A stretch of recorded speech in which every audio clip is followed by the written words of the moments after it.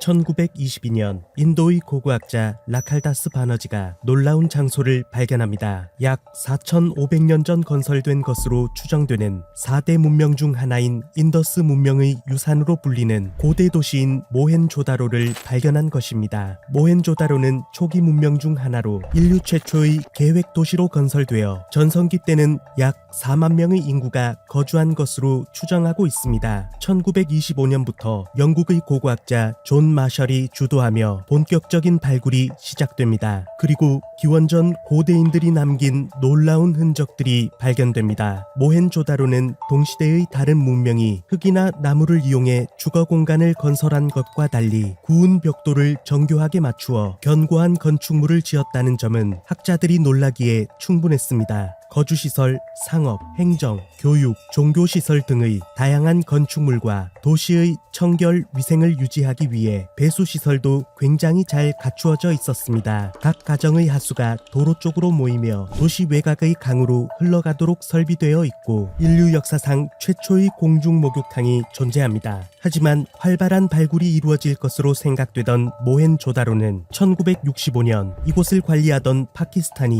집안 침식을 이유로 더 이상의 발굴 작업을 금지하게 되며 모헨조다로의 비밀은 더는 밝혀내지 못하게 되었습니다. 이렇게 미발굴 지역은 미스터리로만 남은 채 무성한 의혹들만 불러일으키던 중 이곳에서 엄청난 고온의 열이 발생했고 지금으로부터 약 4,500년 전 핵전쟁까지 가능했던 초고대 문명의 증거라 주장하는 사람이 나타납니다. 1978년 영국의 고고학자였던 데이비드 다벤포트를 주축으로 한 영국과 이탈리아의 공동조사단이 파키스탄 정부의 허락하에 모헨조다로를 조사하게 됩니다. 이들은 유적지 내의 그동안 금지구역으로 지정되어 있던 일부 지역을 조사할 수 있게 되었습니다. 연구팀을 이끌던 데이비드 다벤포트는 현지인들로부터 유리가 되어버린 마을이 있다는 기이한 이야기를 듣고 직접 그 장소를 방문하게 됩니다. 그곳에는 정말 유리처럼 보이는 녹색 광택의 돌들이 사방에 널려 있었습니다. 이를 연구해볼 가치가 있다고 판단한 데이비드 다벤포트는 샘플을 채취해 로마 과학대학 화산연구소의 브루노 디 사바티노 교수, 암석학 연구소의 암레토 플라미니 교수와 진파울로 시리아코 박사에게 분석을 의뢰합니다. 검사 결과 돌은 석영과 장석 및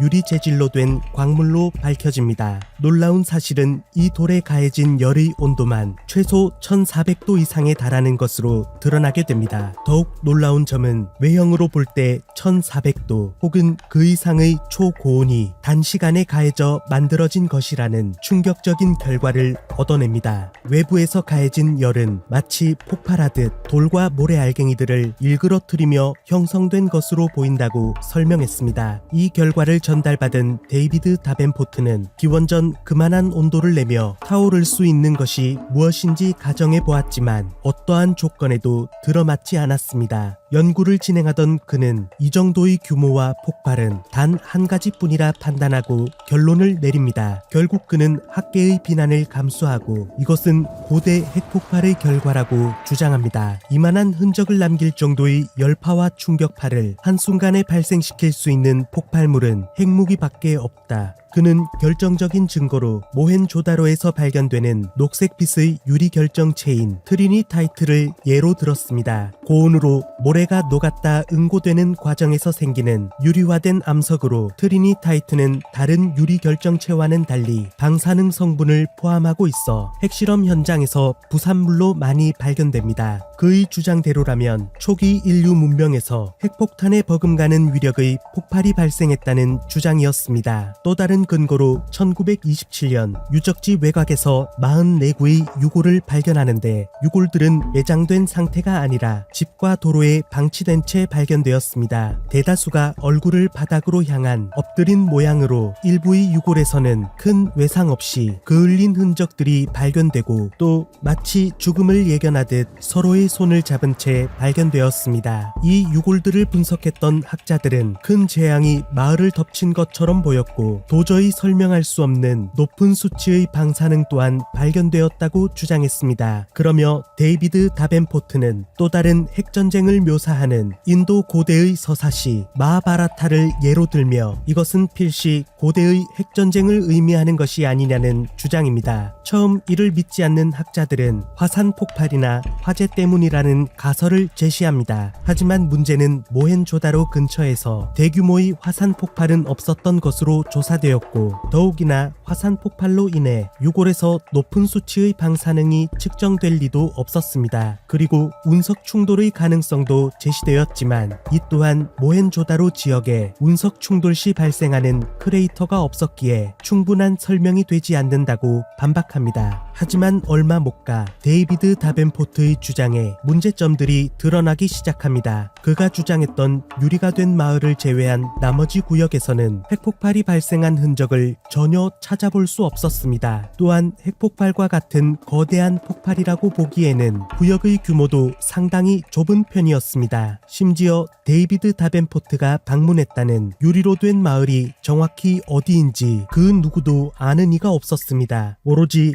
데이비드 다벤포트 그의 주장으로 당시 서구권에 유행했던 미스터리 열풍을 이용해 돈을 벌기 위한 내용으로 실제로 데이비드 다벤포트는 이 주제로 책을 쓰며 당시 큰 수익을 벌게 됩니다. 그가 발견한 트리니타이트라고 주장하는 유리 광석은 핵실험장에서 발견되는 트리니타이트라고 보기에는 그 모양이 달라 오히려 과거 운석 충돌로 형성된 작고 검은 유리 광물과 더 흡사한 모습이었습니다. 실제로 증거로 내민 트리니타이트는 유리가 된 마을의 위치를 알 수 없기에 출처 또한 확인할 수 없었습니다. 고고학계에서는 당연히 인정받지 못하고 특히나 데이비드 다벤포트를 전문 고고학자가 아닌 어떠한 학위도 받은 적이 없는 자칭 아마추어 고고학자의 거짓말이라 비판하고 있습니다. 분명 기원전 번영하였던 문명이 어떤 이유로 한순간에 사라진 것인지는 아직 가설뿐 미스터리로 남아 있습니다. 현재까지도 모헨조다로는 일부분만 발굴되었고 많은 지역이 미발굴 상태로 모든 조사를 끝마친 모헨조다로에는 어떠한 비밀이 숨겨져 있을까요? 혹시 정말 초고대 문명, 고대 핵폭발과 같은 또 다른 흔적이 발견되는 것은 아닐까요? 새벽 까마귀였습니다.